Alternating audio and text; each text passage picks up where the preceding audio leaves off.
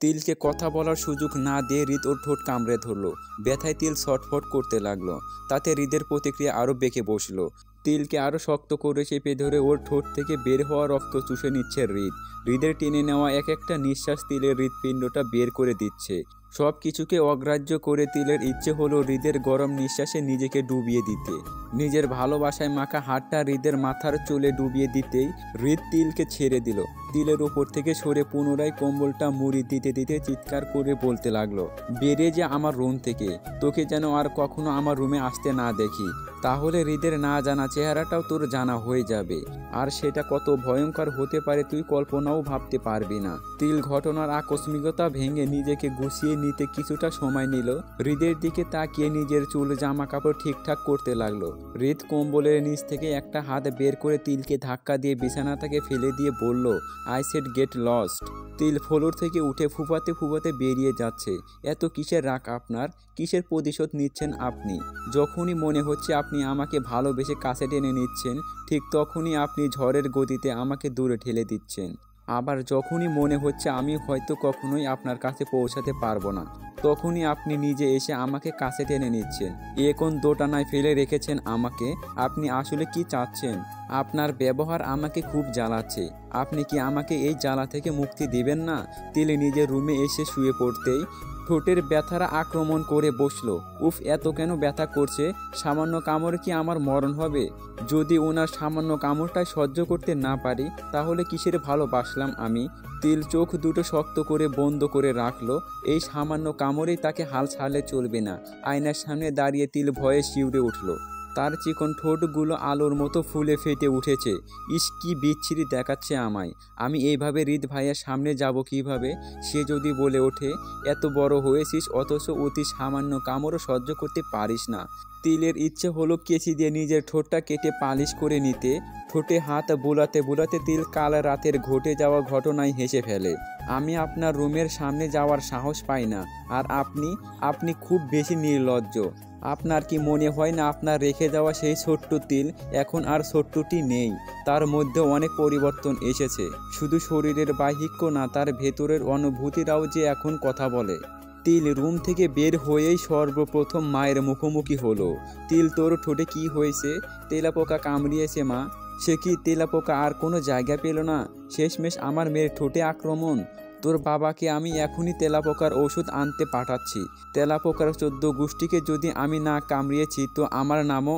তুমি তেলাপোকাকে কামড়াবে? দরকার হলে তাই করব। আমার 10টা না 5টা না, একটা মাত্র মেয়ে, আর সেই মেয়ের ঠোঁটের এই হাল করেছে। তেলাপোকারাও বুঝুক তোর মা তোর জন্য কি কি করতে পারে। তিলের মা ওর ঠোঁটের দিকে হাত বাড়িয়ে দিতেই তিল নিজের হাত দিয়ে ঠোঁটটা ঢেকে নিয়ে বলে, মা, তেলাপোকা এখানে শুধু কামড়েই দেয়নি, তাদের হজম হওয়া উদ্দিষ্ট খাবারগুলোও রেখে গেছে। তাই তোমার এখানে হাত দেওয়া বারণ। কেন? তোমাকে পরে বুঝিয়ে দেব।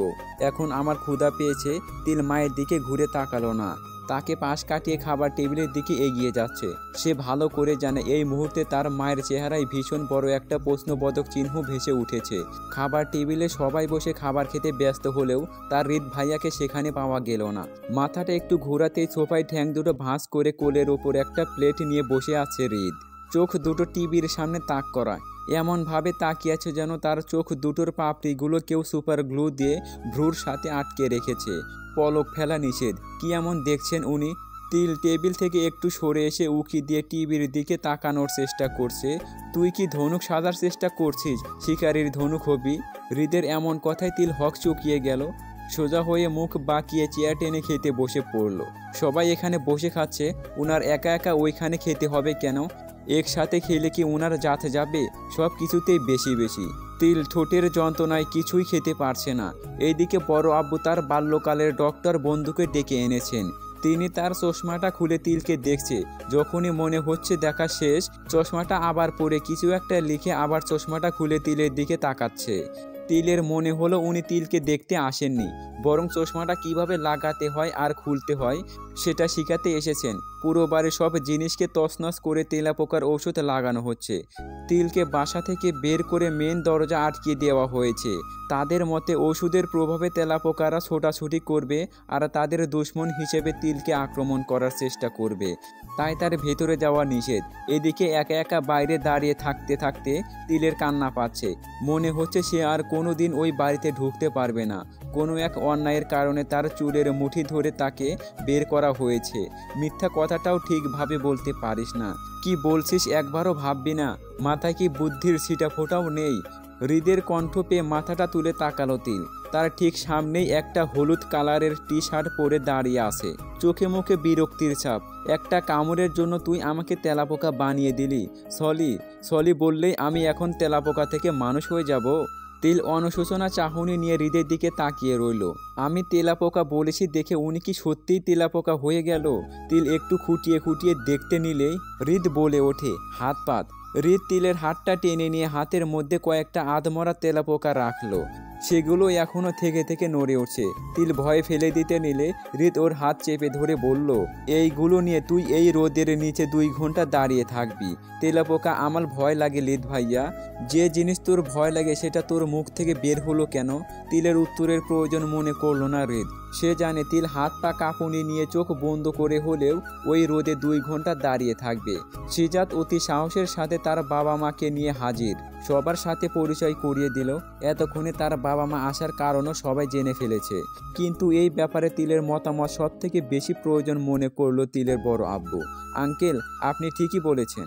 আমিও চাই তিলের মত নিয়েই শুভ কাজটা হোক। আমি কি ওর সাথে একটু আলাদাভাবে কথা বলতে পারি? সম্মতি পেয়ে সিজাত তিলকে নিয়ে ওর রুমে চলে আসলো।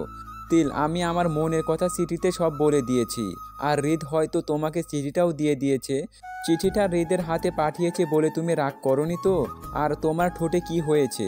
তিলের ইচ্ছে হলো সিজাত যে হাতে চিঠিটা হৃদকে দিয়েছে সেই হাতটা কেটে টুকরো টুকরো করে ওর প্যান্টের পকেটে ভরে দিতে।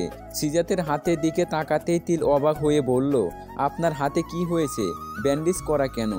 কি যে হয়েছে আমি নিজেও জানি না। রাতে হৃদের সাথে গল্প করতে করতে ঘুমিয়ে পড়েছিলাম। সকালে উঠে দেখি হাতে ব্যান্ডেজ। হৃদকে জিজ্ঞাসা করাই বলল, রাতে ঘুমের ঘরে নাকি তেলাপোকা হাত ফুটো করে রক্ত খাচ্ছিল, তাই ও ব্যান্ডেজ করে দিয়েছে। আচ্ছা তিল, তেলাপোকারাও কি মানুষের রক্ত চুষে খায়? তিল আর কোনো কিছু ভাবতে পারছে না। মাথাটা কেমন ভন ভন করছে। মনে হচ্ছে মৌমাছিরা দল বেঁধে তার মাথায় মৌচাক বসানোর প্ল্যান করছে। সিজাতকে রুমে রেখেই ও বেরিয়ে আসে। সবার ডাক অগ্রাহ্য করে সিঁড়ি বেয়ে ছাদে চলে আসে। শাওয়ার শেষে বের হতে গেলেই তিল বুঝতে পারল তার দরজা খুলছে না। বারবার সিটকেনি নাড়িয়ে চাড়িয়ে যখন দরজা খুলতে পারল না, ভয়ে তিলের গলা শুকিয়ে এলো। চিৎকার করে আম্মুকে ডাকছে আর দরজা বাড়ি দিচ্ছে। দরজার ওপাশ থেকে একটা কণ্ঠ ভেসে উঠল। গলা ভেঙে চিল্লালেও কেউ শুনতে পারবে না, বাসায় কেউ নাই। হৃদের কণ্ঠ পেয়ে তিলের কলিজা শুকিয়ে কাঠ হয়ে আসলো। এমনই শুকনো কাঠ যা রোদের কঠোর তাপে শুকিয়ে ফাটল ধরেছে। তাহলে কি বাইরে থেকে উনি লাগিয়ে রেখেছে? আবার কি করলাম? আবার কোনো অন্যায়ের শাস্তি পাবো আমি? তিল দরজা থেকে হাত সরিয়ে সোজা লম্বা সুপারি গাছ হয়ে দাঁড়িয়ে গেল। কাল রাতের শাস্তি পাওয়ার পর থেকে এই পর্যন্ত কি করেছে সব কিছু সময়সীমা ভেবে সাজাতে লাগলো। তেলাপোকা বলেছিলাম দেখে উনি শাস্তি দিয়েছিলেন, তাহলে তারপর আর কি ভুল করেছি? তিল বারবার মনে করার চেষ্টা করেও কিছু খুঁজে পাচ্ছে না। ইচ্ছে হচ্ছে নিজের মাথার মগজটা পানিতে ডুবিয়ে রাখলে তাহলে যদি ঠিকঠাক মতো সাড়া দিত।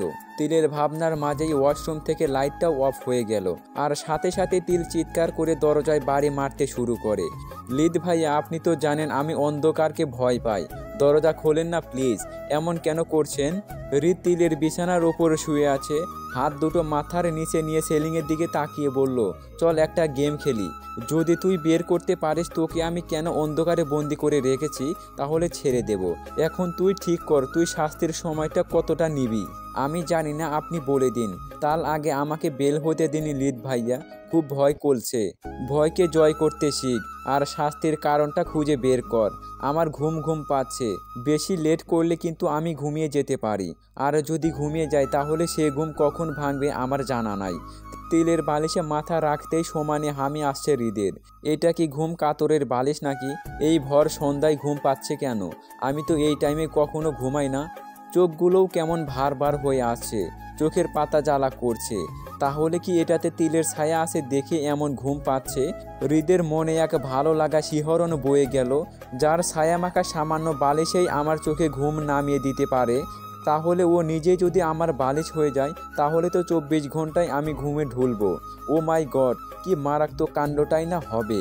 তিল ওয়াশরুম থেকে ছোট জানালাটা খুলে দিল। ওইখান দিয়ে ছড়িয়ে পড়া ছোট্ট আলোর ঝিলিক পুরো রুমটাকে আলোময় না করতে পারলেও অন্ধকারের গভীরটাকে খানিকটা কমিয়ে এনেছে। কিন্তু তা তিলের মনের ভয়কে খুব নগণ্য পরিমাণে কমাতেই সামর্থ্য পেল। তিল দরজা থেকে মুখ ফিরিয়ে ছোট্ট সরু জানালা দিয়ে তাকিয়ে চিন্তায় ডুব দিল, কিন্তু হাজারবার সব ঘটনা ধাপে ধাপে মিলিয়েও কিছু খুঁজে পেল না। পরক্ষণেই মনে হলো ছোটবেলার স্মৃতিতে ডুব দিলে কেমন হয়। আহ লাগছে লিদ ভাইয়া, আমার নতুন তুলিগুলো ভেঙে যাচ্ছে তো। তুমি আমাকে কোথায় নিয়ে যাচ্ছ? তিলের কথার টোকা হৃদের গায়েও লাগলো না। তিলের বাঁ হাতটা চেপে ধরে টানতে টানতে ছাদের সিঁড়ির দিকে এগিয়ে যাচ্ছে। বাবার সাথে মেলায় ঘুরতে গিয়ে চকচক করা লাল চুড়ি বায়না করেছিল তিল, আর বাবাও বায়না পূরণ করেন। মেয়েকে হাতে পরিয়ে দিতেই বুঝতে পারলেন তিনি চুড়ি নয়, মেয়ের হাসি কিনেছেন। আর সেই চুড়ি দিয়েই 2 হাত ভরে সাজিয়ে খেলছিল তিল। হঠাৎ করে খেলার মাঝখান থেকে টানতে টানতে কোথায় একটা নিয়ে যাচ্ছে হৃদ। হাত ভর্তি চুড়ি থাকায় হৃদের শক্ত হাতের চাপে টুকরো টুকরো করে চুড়ি ভেঙে ফ্লোরে ছিটিয়ে ছিটিয়ে পড়ছে। হৃদের পায়ের তালের সাথে তিলের ছোট্ট ছোট্ট পাগুলো তাল মিলাতে পারছে না, মাঝে মাঝে মিস করে যাচ্ছে। ও লিদ ভাইয়া, বলো না আমাকে কোথায় নিয়ে যাচ্ছ? হৃদ কোনো কথা বলছে না। নিজেরই ভেঙে যাওয়ার চুড়ির টুকরোর সাথে পা লেগে তিলের পা কেটে গেল। তিল কান্না জড়িত কণ্ঠে বলে উঠল, আমার পা, লিদ ভাইয়া রক্ত। তিলের কথায় হৃদ থমকে দাঁড়ালো, পায়ের দিকে তাকিয়ে বোঝার চেষ্টা করছে কি হয়েছে। ব্যথা লাগছে লিদ ভাইয়া, রক্ত। হৃদ এবার তিলের পা থেকে চোখ সরিয়ে ওকে কোলে তুলে নিল। সিঁড়ি বেয়ে উপরে উঠতেই তিল কান্না থামিয়ে হৃদের দিকে তাকিয়ে খিলখিল করে হাসতে হাসতে বলল, লিদ ভাইয়া, সুলসুলি, পেটে সুলসুলি লাগছে। হৃদ কপাল গুছিয়ে তিলের পেটের দিকে তাকিয়ে বুঝতে পারল অন্য মনস্কতায় তিলকে কোলে নেওয়ার সময় ওর জামাটা ভাঁজ হয়ে পেটের এক পাশ থেকে সরে রয়েছে, আর হৃদের হাতের আঙ্গুলগুলো ওর পেট চেপে বসে আছে। হৃদ একটা ধমক দিয়ে বলল, এত হাসছিস কেন? তোকে আমি হাসতে বলছি? সুলসুলি তো। হৃদ তিলকে কোল থেকে নামিয়ে আবার হাঁটিয়ে হাঁটিয়ে টেনে নিয়ে ছাদে উঠে আসলো। ছাদের কোনায় ছোট্ট খুপুরিতে তিলকে ধাক্কা মেরে ঢুকিয়ে দিল, আর বাইরের দরজা আটকে দিতেই তিল চিৎকার করে কান্না করে হৃদকে ডাকছে। তোর কি মনে হয় তুই তোর খিলখিল হাসি দিয়ে আমাকে ভুলিয়ে দিবি? রবিনের সাথে তোর খেলতে মানা করেছিলাম না? তাও তোর ওর সাথেই খেলতে হয়, তাও দরজা আটকে। আমি তো লুকোচুরি খেলছিলাম লিদ ভাইয়া, খোলো না, আমাকে কালাভূত খেয়ে ফেলবে, আমার ভয় লাগছে। যে খেলায় দরজা আটকাতে হয় সে খেলা তুই খেলবি না। আমার মানা তুই শুনিসনি তো? এবার কালাভূতের সাথেই তুই লুকোচুরি খেল, আমি দেখি তুই কত খেলতে পারিস। লিদ ভাইয়া, কালাভূত লবিনের মতো ভালো না, আমাকে খেয়ে ফেলবে। কত বলো বলো মুখ চোখ, আমি আম্মুল কাছে যাব, খুলে দাও না। আল খেলবো না। তিল চট করে চোখ মেলে ফেললো, আবার দরজার কাছে এগিয়ে চিৎকার দিয়ে হৃদকে ডাকতে লাগলো, লিদ ভাইয়া, বিশ্বাস করলো আমি সিজাতকে নিয়ে রুমে আসিনি। বলো আব্বু বলল দেখেই তো সিজাত আমাকে নিয়ে রুমে এসেছিল। আল উনি তো দরজা আটকাননি, এমনিতেই বিলিয়ে দিয়েছিল। আমি কিছুই বলিনি, সত্যি বলছি, নাক ছুঁয়ে বলছি, দরজা খুলে দাও না প্লিজ। ফোনের রিংটোনে হৃদের ঘুম ভেঙে যায়। ঘুম ঘুম চোখে ফোনটা কানে নিতেই ওর বাবা বলে ওঠে, হৃদ, আমরা জ্যামে আটকে পড়েছি তাই আসতে লেট হচ্ছে। তুই কি বাসায় নাকি বাইরে? বাইরে থাকলে এখনই বাসায় চলে যা। তিলটা একা বাসায়, অনেক রাত হয়ে গেছে, নিশ্চয়ই খুব ভয় পাচ্ছে। আমার ফোনে চার্জ। ফোনটা কেটে গেল। হৃদ বুঝতে পারলো তার বাবা কি বলতে চেয়েছিল। ফোনের দিকে তাকিয়ে দেখে 10টা বেজে 57।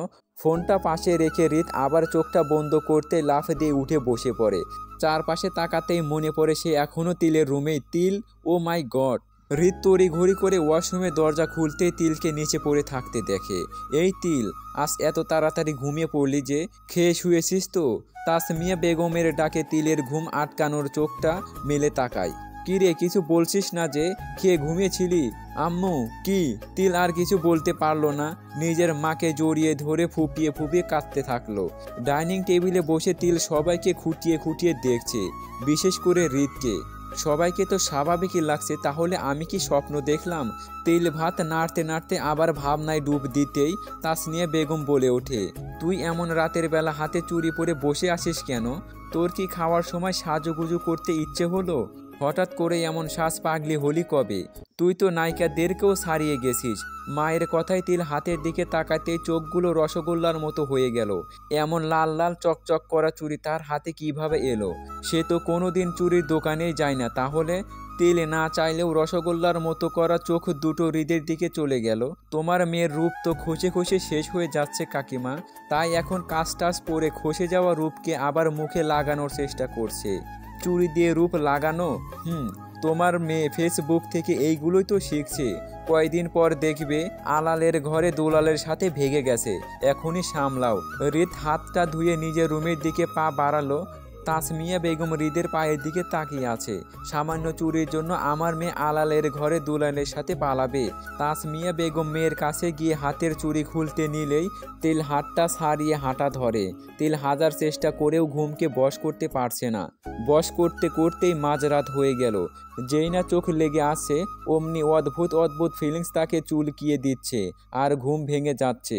তিল শুয়ে কিছুতেই শান্তি পাচ্ছে না, শুধু মনে হচ্ছে তাকে কেউ সুরসুরি দিচ্ছে। ঘুমের ঘরেও বারবার নড়ে চড়ে উঠছে। এপাশ ওপাশ করেও যখন শান্তি পেল না, উঠে বসতেই মনে হলো তার পাশে কেউ বসে আছে। পাশে মুখটা বাঁকাতেই তিল অস্পষ্ট স্বরে বলে উঠল, লিড ভাইয়া। পরবর্তীতে কি হলো জানতে চাইলে চোখ রাখুন বেঙ্গলি স্টোরিতে।